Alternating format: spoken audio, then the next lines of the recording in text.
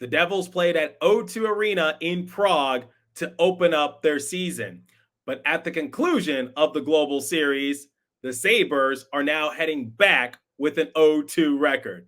I couldn't help myself. But in all honesty, this Devils team is looking mighty solid to start off the season. There's a lot to break down in today's episode of Locked On Devils. Buckle up, everybody. You're Locked On Devils, your daily podcast on the New Jersey Devils. Part of the Locked On Podcast Network, your team every day. Hi, this is Bryce Salvador, and you're Locked On Devils with Trey Matthews. Scores! Oh, Stevens stepped up, nailed it. Brodor's got the puck. What a shot. The Devils win the Stanley Cup. Alrighty now, what is up, New Jersey? Welcome back to the Locked On Devils podcast here at the Locked On Network. I'm your host, Scott Chalky, play-by-play announcer, Devils writer for Pucks and Pitchforks, and also part-time credential media member, Trey Matthews. I can't remember the last time that I recorded an episode on a Saturday, but obviously I have to make an exception. The New Jersey Devils traveled across the pond for the Global Series to take on Lindy Ruff and the Buffalo Sabres, and they came away with the sweep. In this game, they beat them by a score of 3-1. A bit reminiscent as to what happened in the first matchup, but the Devils could not get that empty netter goal because it would have been somewhat comical if they beat the Sabres 4-1 in back-to-back outings, but it didn't happen that way. There's so much to dissect from this game, and I love it, and I also hate it. I love it from a fan standpoint. I enjoyed watching the game. I don't know about y'all. I didn't care that it was at 10 in the morning. I was more than willing to make a cup of coffee and enjoy watching the game. But at the end of it, it's just like, okay, so many storylines, so many narratives, so many things to dissect. It could sometimes get a little crowded. So if I leave something out, I apologize in advance. In the first segment, I will share some of my main takeaways from the game. Then in the second segment, like I do after every Devils win, I will highlight some honorable mentions and also my personal 3 stars from the game. And then in the third and final segment, like I do to close out every post-game recap, I will compare the stats and give the Devils a letter grade. Let's start off with some pre-game stuff, shall we? Andre Palat, the poster child for this event, did not play in this matchup. Why is that? Because this is taking place in his homeland. Wouldn't he want to play in front of some friends, family, associates, whatever the case might be? Well, there's a legitimate reason. He actually had to leave the country to get back to the U.S. to be with his wife, who was expecting another baby. Best of luck to the Palat family. Obviously, family comes first, and I hope everything goes smoothly. And now, here's a player that I talked heavily about during preseason, and that is Kevin Labanc. Labanc decided to sign with the Columbus Blue Jackets 1 year, one-way deal. And some people are wondering, like, why didn't he sign with the Devils? What happened? Well, the Devils offered Labanc the same contract, but needed to waive him and put him in the AHL for a bit for cap reasons. The Blue Jackets, they have injuries, swooped in, and now here's an opportunity for Labanc. And I get the circumstance, and I guess it's a good thing that Labanc made the most of his opportunity because he was a PTO signing. And now he gets another chance with another NHL team. I said it a couple episodes ago. I would have loved to have Labanc on the roster. I think he could have been a serviceable player because 6 goals in preseason, that doesn't just happen. I don't care who you're going up against, and can he translate it when the games count for real? Only time will tell. But I think this is a good opportunity for Labanc because the Devils are stacked, and he's going to be given way more opportunities with the Blue Jackets, who are in the midst of a rebuild. All right, let's talk about this game from start to finish. Let's talk about one of the biggest discussions early on, and that was Brendan Dillon and his big hit on JJ Peterka. Dillon was originally given a major penalty, but it was later downgraded to interference, but he still had to serve lengthy time because he did fight Alex Tuck. because Tuck decided to stand up for Peterka, who did not return to the game after being hit by Dillon. Here are my opinions on the hit. First and foremost, I love Brendan Dillon's physicality, and I love that he's asserting himself early, and that's what you need. And I think a lot of people are wondering, was it a dirty hit? In my opinion, no. It was just a physical hockey play. And the situation was that Peterka had the puck, he gave it up, and then Dillon laid a big hit. And Peterka is under 6 feet, and Brendan Dillon is a big guy. That is one tough customer. It kind of reminds me of the Connor Bedard situation from last season, in which Brendan Smith laid a big hit on Bedard, and Bedard ended up getting hurt, and he missed a few games as a result. I said it then, and I'll say it now. There was nothing egregious about it. It was just a hard-nosed hockey play. Now, did Dillon have to lay that big hit on Peterka? He just dished out the puck, and I guess that's why the referees had to call interference. You got to allow the player to get involved in the play. But at the end of the day, I know that Tuck had to stick up for his teammate. I commend him on it. But for any Sabres fans who want to come at me, let me just say, Connor Clifton had a dirty hit on Nico Hischier last season, and as a result, Clifton had to be suspended a few games. And what did the Devils get out of that? Hischier missed nearly a month. I'm just saying. All right. Enough with the negativity. Let's focus on some of the positives. What did I notice at the conclusion of the first period? Well, it wasn't the fastest of starts compared to the first game, but that's to be expected. It's the back end of a back-to-back. It's kind of hard to maintain that same energy, but you have to make sure you neutralize your opponent in the same way. Sabres looked like they had an extra pep in their step. One of the issues that I think met the Sabres' demise in game one was that they could never establish any offensive zone time, and the Devils did a good job of smothering them. I talked about it in the previous episode. At least to start off the game, the Sabres looked better, but it just progressively got worse. And like I said, love the physicality from players like Brendan Dillon asserting himself out the gate saying, hey, if you want to win this game, you're going to have to earn it from us. And then come period two. Almost halfway done with period two, the Devils had 20 shots on Levi, and there was nothing to show on the scoreboard. However, the Sabres had 9 shots on Jake Allen, and what did they get? They got the first goal of the game, thanks to Tage Thompson. But honestly, I think that should have been goalie interference. I think the Devils were contemplating whether or not to challenge it. They ultimately decided not to challenge it. I don't know why, but they were talking about it on NHL Network. They felt as though it was goalie interference, but maybe the Devils saw something different. Nonetheless, it's 1-0 Sabres.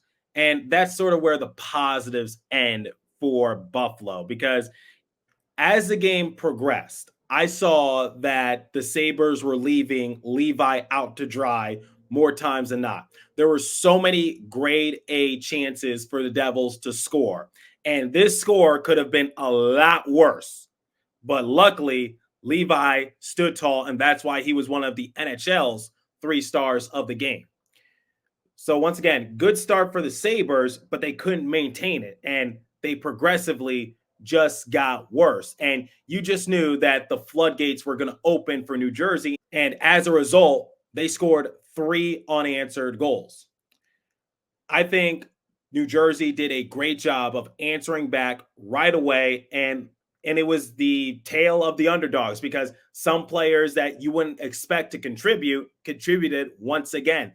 People like Paul Cotter, who now has 3 points in his first 2 Devils games. Seamus Casey got his first career goal. It's amazing to see the amount of depth on this Devils roster, and that was dearly missed last season. Here's what head coach Sheldon Keefe had to say at the conclusion of the Global Series and his team's overall effort. Sheldon, you talked this morning about building blocks and really shoring in on that defensive side of the game. It seemed like your players were able to keep Buffalo to the outside a lot, only allowing 18 shots. Is that what you really wanted to see from your guys in order to be further successful here? Yeah, no doubt. it was much better in that regard, just in terms of protecting our net and no real free sticks or bodies in around our crease and our slots. So, yeah, that was much better. Got a little hairy there in the second period, just where both teams were trading chances a little bit. The game really opened up for a bit for a while, and that cost us a goal ultimately. But for the most part, it was what we were looking for.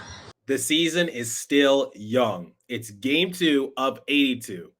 Let's not jump to conclusions, but I will say this.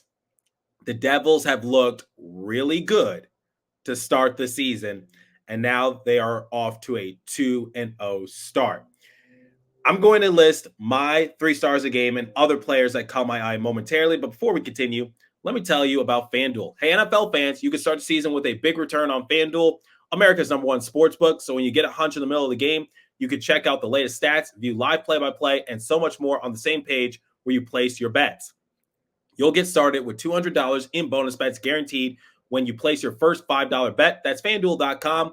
Look at the odds, and please remember to always gamble responsibly.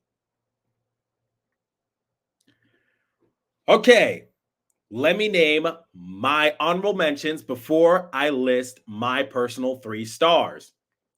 Honorable mention number 1, Tomas Tatar. They talked about this on NHL Network. Tatar looked good in his second game, in his second stint with the Devils, and this team is just so much better with Tatar on the roster. Tatar was one of my honorable mentions in yesterday's episode, and it stays the same for today's episode.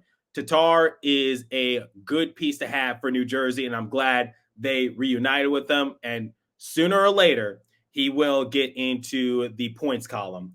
My next honorable mention is Timo Meier. Last season, it took Timo Meier 6 games to earn his first goal of the season. That will not be the case this time around. Timo Meier got the 3rd goal of the game for the Devils, and he was set up beautifully by Jesper Bratt. Bratt was off and running thanks to a great pass from Jack Hughes, and I thought Bratt was looking for the wraparound goal himself, but he found Timo Meier out in front. Levi was dearly exposed, and Meier put it on home. Great showing from the core 4, which consists of Hischier, Bratt, Hughes, and Meier. Give me fuel, give me fire, give me Timo bleeping Meier. My 3rd honorable mention is Jake Allen. He saw 18 shots and he made 17 saves. The reason why Jake Allen is an honorable mention is because he didn't have to face as many shots compared to Jacob Markstrom, but I do want to give him credit. I don't think that Thompson goal was on him. In fact, he was making a lot of point-blank saves prior to Thompson just poking it on in because the Sabres were relentless in front of him. But once again, you need strong goaltending to back up good defense and a good showing from your team. And I think Jacob Markstrom and Jake Allen in both these matchups were up to the task. All right. My 3rd star belongs to Paul Cotter. I talked about it early on in the episode. Cotter now has 3 points in his first 2 games with the Devils. 2 goals, 1 assist. And this goal was not like his first goal in game 1, because in game 1, he had an empty netter goal. In this one, he had to earn it. And boy, did Jack Hughes set him up nicely. In the words of the late, great Buffalo Sabres play-by-play announcer Rick Jeanneret, sick mitts kid starring Paul Cotter. That move was like butter. It was smooth. I know a lot of people were raving about it over the offseason. They saw videos make its way on social media. I must say, Paul Cotter, 3 points in his first 2 games. He now has my attention. And that goal was beautiful. It got me out of my seat. And it was the game-winning goal as well, because that put the Devils up 2-1.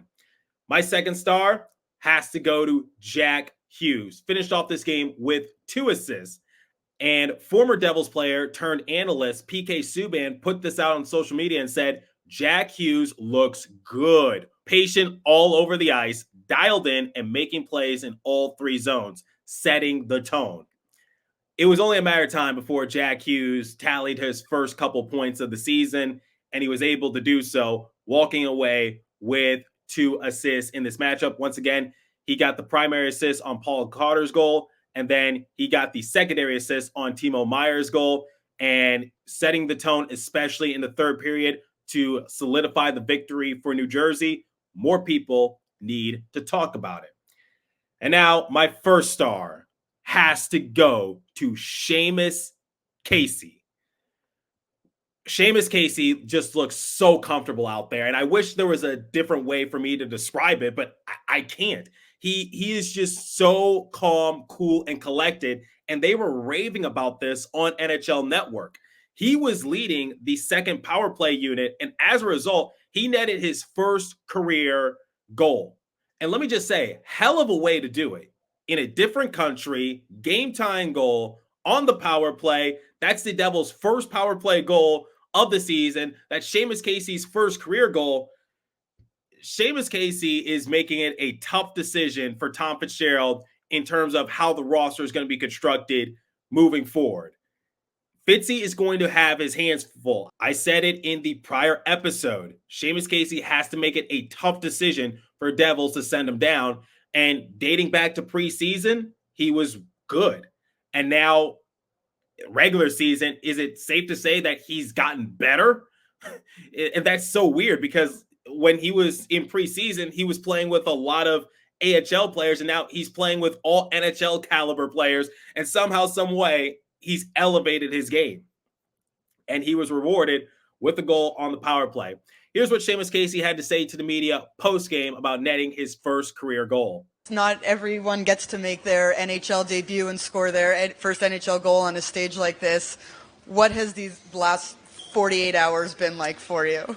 Yeah, it's been, well, more than 48 hours. This whole week's just been a blast. The guys have just been great welcoming me in, and we've talked about it before, like, it's not your normal first experience in the NHL, but it's been super fun, and to get 2 wins has just been awesome way to start. Remember, Devils brought 26 players to Prague, and they can only carry 23 once they return to the States. What's going to happen?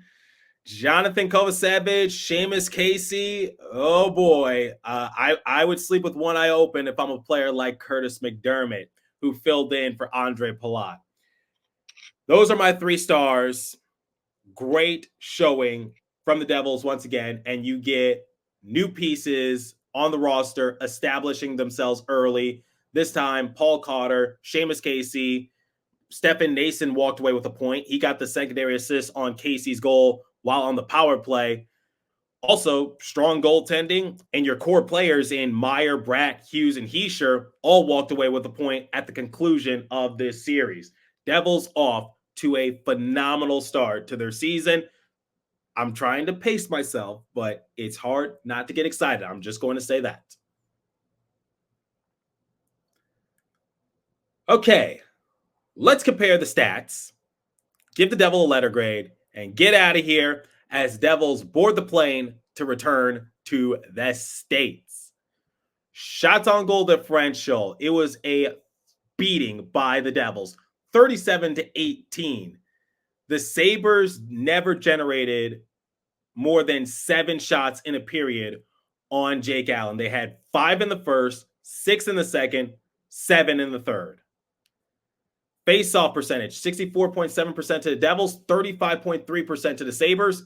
Power play, Devils were 1 for 4 thanks to Seamus Casey. Sabres were 0 for 2. The PK is looking mighty solid for the Devils. I'll just put that out there. Their PK was solid last year. Now that they have these new assets, we'll see what happens. Hits, 25-13 in favor of the Sabres. Block shots, 22-10 in favor of New Jersey.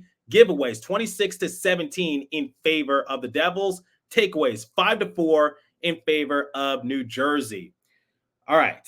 If I had to give the Devils a letter grade, I got to give them an A, because that goal that they let up, it should have been goalie interference, at least in my personal opinion. And the Devils, what more can I say? They repeated what they did in game 1. Yes, the speed and the energy maybe took a couple steps backwards, but that's to be expected on the back end of a back-to-back. And if you recall from last season, one of the biggest Achilles heels for the Devils was splitting way too many back-to-back matchups. And that hurt them in terms of points because they should have gotten a lot more points against teams like the Ducks, the Sharks, the Canadiens. Anyway, let's not dwell on last season. Let's focus on the now. I'm going to have to give them an A because they were impressive. They showed physicality. Their offense was still alive. Goaltending was great.